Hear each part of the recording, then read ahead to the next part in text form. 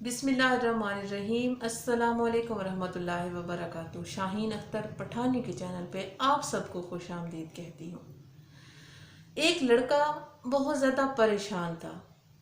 उसे कुछ समझ नहीं आ रही थी कि वो क्या करे।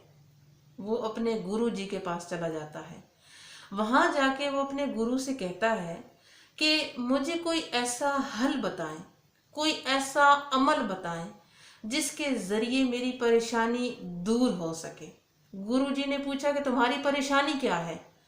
वो लड़का कहने लगा कि मैं घर में सबसे बड़ा हूँ, अब सारे घर की जिम्मेदारी मेरे ऊपर है। मैं बाहर से कुछ कमा के लाता हूँ तो हमारे घर का निज़ाम चलता है, तो मैं बहुत परेशान हूँ।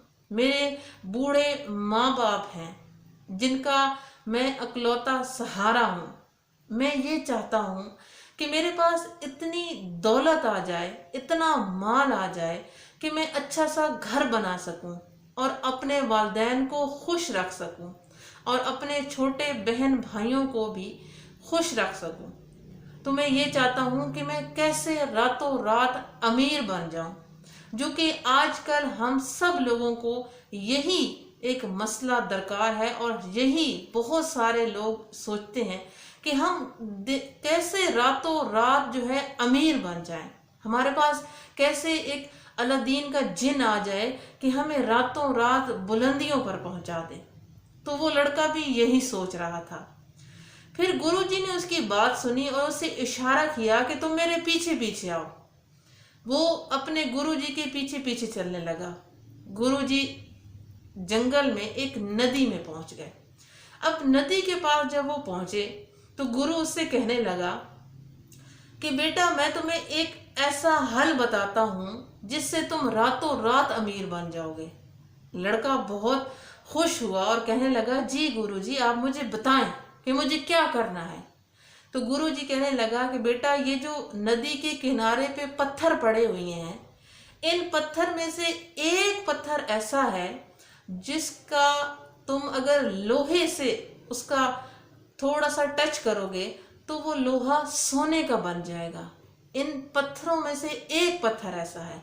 अब ये तुम पे डिपेंड करता है कि तुम उस पत्थर को ढूंढ पाते हो या नहीं। अगर तो तुमने उसको ढूंढ लिया तो तुम रातों रात अमीर बन जाओगे। लड़का बड़ा खुश हुआ।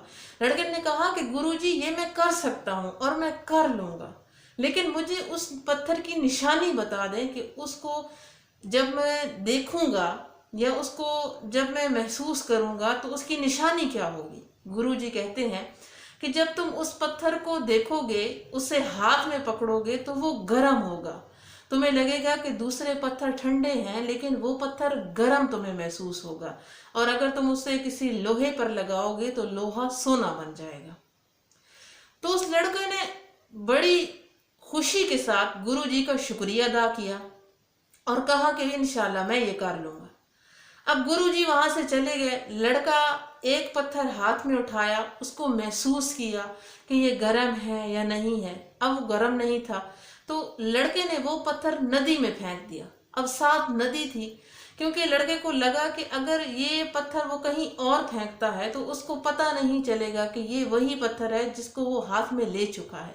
तो लिहाजा लड़के ने सोचा कि इसको मैं नदी में फेंक देता हूँ, ताकि जो दूसरा पत्थर मैं उठाऊं तो मुझे पता चल जाए कि ये मैंने पत्थर पहले छू चुका हूं या नहीं। अब इसी तरह दूसरा पत्थर उसने उठाया, उसको भी महसूस किया, लेकिन वो ठंडा था, उसने नदी में फेंक दिया। फिर तीसरा उठाया। इसी तरह सुबह से दिन हो गया और लड़का मुसलसल ये अमल कर रहा था। फिर दिन से शाम हो गई और लड़का मुसलसल ये अमल कर रहा था, लेकिन उसको पत्थर नहीं मिला। अब रात होने लगी। लड़के ने वहीं पे वो काम छोड़ा और घर आ गया। सुबह हुई तो लड़का दोबारा से नदी के किनारे पहुंच गया और उसने दोबारा वही अमल शुरू कर दिया। पत्थर को उठाता, हाथ में लेता, महसूस करता कि ये गर्म है या ठंडा है। तो फिर अगर वो ठंडा था तो उसको नदी में फेंक रहा था। ऐसे करते करते 2 दिन गुजर गए। 2 दिन तक अभी लड़के को वो पत्थर नहीं मिला था। फिर करते करते कुछ दिन और गुजर गए। जब कुछ दिन और गुजर गए तो अब उस लड़के की आदत बन चुकी थी कि पत्थर उठाया और उसको नदी में फेंक दिया। अब ये उसकी आदत बन गई थी क्योंकि कुछ दिन गुजर चुके थे।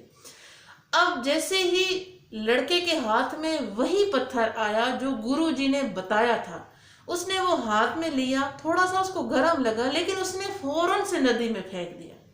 जब उसने नदी में फेंका तो उसे एकदम से एहसास हुआ और वो रुक गया और वो सोचने लगा कि ये तो वही पत्थर था जो गुरुजी ने मुझे बताया था कि ये थोड़ा सा गर्म लगेगा। अब ये मुझे गर्म लगा, लेकिन इसे तो मैंने बेदहानी में नदी में फेंक दिया, जल्दबाजी में नदी में फेंक दिया। अब मैं इसको दोबारा हासिल नहीं कर सकता। लड़का वहीं पे सर पकड़ के बैठ गया। तो ये चीजें हम लोगों के साथ भी ऐसे होती हैं। अब इसका जो नतीजा है वो यही है कि हम लोगों की आदत बन चुकी होती है। हम लोग बहुत सा अपना कीमती टाइम या बहुत सारी ऐसी चीजें होती हैं जो बेदहानी में हमारे हाथ से चली जाती हैं। हम वो सोचते हैं कि दूसरों को मिल गई है, हमें क्यों नहीं मिली।